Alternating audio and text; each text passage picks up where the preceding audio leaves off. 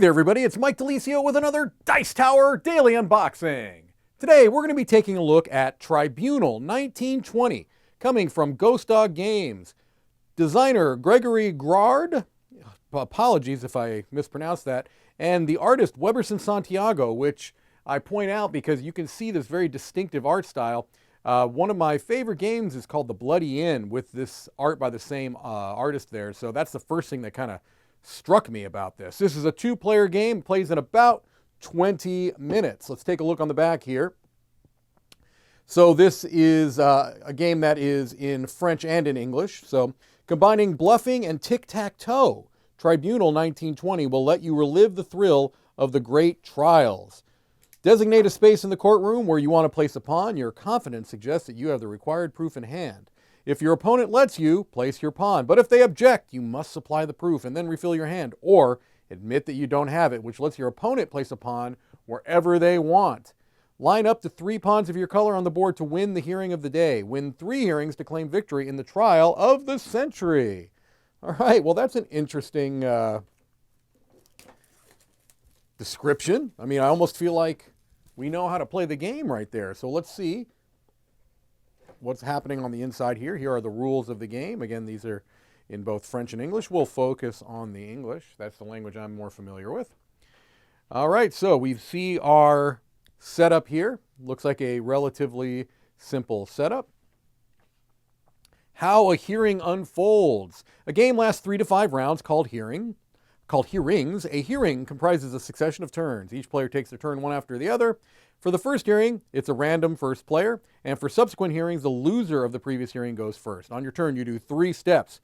You have to draw. That's mandatory. Draw an evidence card and add it to your hand. You can optionally place a plea pawn and situationally discard. And so it goes into more detail about this. So it looks like you are trying to place out pawns, and someone can say, your opponent can say okay, or they can call an objection.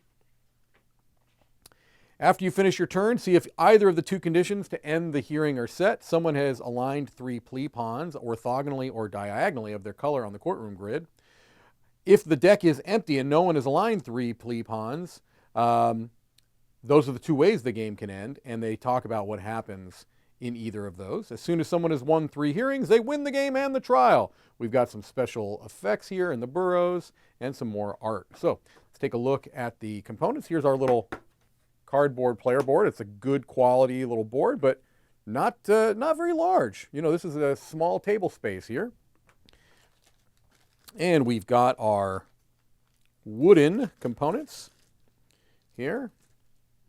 You can see in the 2 player colors, we've got our little meeples. We've got some squares. We've got some circular discs. This black one is probably some type of a round marker or something along those lines. And then we've got some cards here.